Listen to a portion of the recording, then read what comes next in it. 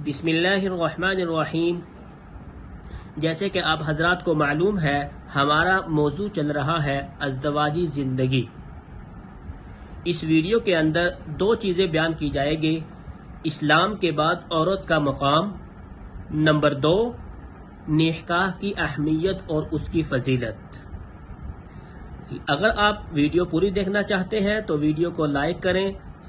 Account کو subscribe کریں اور آئیکن کا بٹن دبانا مت بھولیے تاکہ آپ تک یہ تمام ویڈیو پہنچتی رہیں۔ چلیے، پہلی بات، اسلام کے بعد عورت کا مقام۔ نبی کریم صلی اللہ علیہ وسلم کو جب اللہ رب العزت نے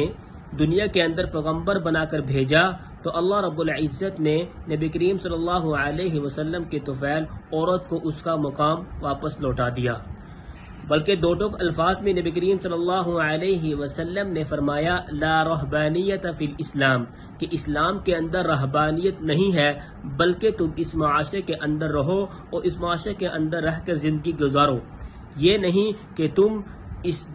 اسلام کو اس طرح گزارو کہ دنیا کو چھوڑ دو، معاشرے کو چھوڑ دو اور پہاڑوں اور جنگلوں میں جا کر زندگی گزارو، بلکہ اس معاشرے کے اندر رہ کر تمام لوگوں کے حقوق پورے کر کے اللہ رب العزت کی معرفت حاصل کرنے کو اسلام فرمایا۔ گویا نبی کریم صلی اللہ علیہ وسلم نے فرمایا کہ رہبانیت کی بجائے تم معاشرتی زندگی گزارو۔ نمبر 2، نبی کریم صلی اللہ علیہ وسلم نے ایک حدیث پاک کے اندر فرمایا النکاح من سنتی فمن رغب عن سنتی فلیس منی، کہ جو نکاح میری سنت ہے اور جو شخص میری سنت سے اعراض کرے گا وہ میری امت میں سے نہیں ہے۔ ترمذی شریف کے اندر ایک روایت ہے جس میں انبیاء کرام علیہم السلام کی 4 سنتیں بیان کی گئی ہیں، جن میں سے ایک سنت جو ہے وہ ہے ازدواجی زندگی کے ساتھ زندگی بسر کرنا، یعنی تمام انبیاء کرام رضوان اللہ تعالی علیہم اجمعین نکاح والی زندگی گزارتے تھے، یعنی ان کے دین کے اندر یہ بات رکاوٹ نہیں تھی کہ وہ دنیا کے اندر آئے ہیں اور اسلام کو پھیلانے کے لیے آئے ہیں، اور ان کے اس سے یہ بات ثابت ہوتی ہے کہ اسلام کے اندر اولاد اور ازدواجی زندگی کوئی مداخلت نہیں ہے، بلکہ اولاد اور ازدواجی زندگی کے ساتھ دین کو لوگوں تک پہنچانا۔ ایک اور حدیث پاک کے اندر آتا ہے کہ النکاح نصف الایمان، نکاح آدھا ایمان ہے۔ ایک کنوارا آدمی خواہ وہ کتنا ہی نیک کیوں نہ ہو، وہ ایمان کے کامل رتبے کو نہیں پا سکتا جب تک کہ وہ ازدواجی زندگی میں داخل ہو کر حقوق و فرائض کو ادا نہ کر لے، تب تک اس کا ایمان مکمل نہیں ہو سکتا۔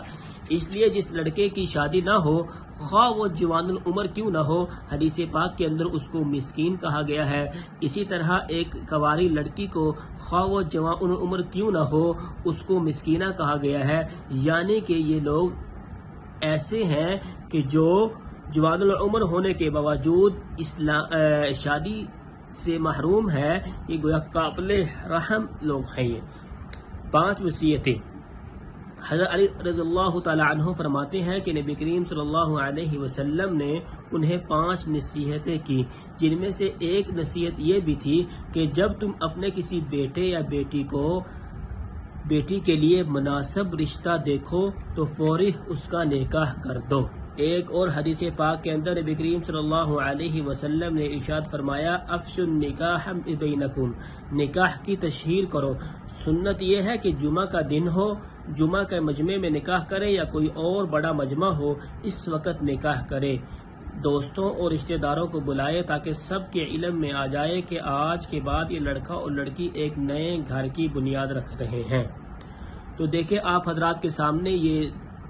2 چیزیں بیان کی گئی ہیں آج کی اس ویڈیو کے اندر۔ نمبر 1 اسلام کے بعد عورت کا مقام، نمبر 2 نکاح کی تشہیر اور اس کی فضیلت۔ ویڈیو کے لیے اس چینل کو سبسکرائب کریں، لائک کریں اور آئیکن کا بٹن مت بھولیے، دبانا مت بھولیے تاکہ تمام ویڈیوز آپ تک پہنچتی رہیں۔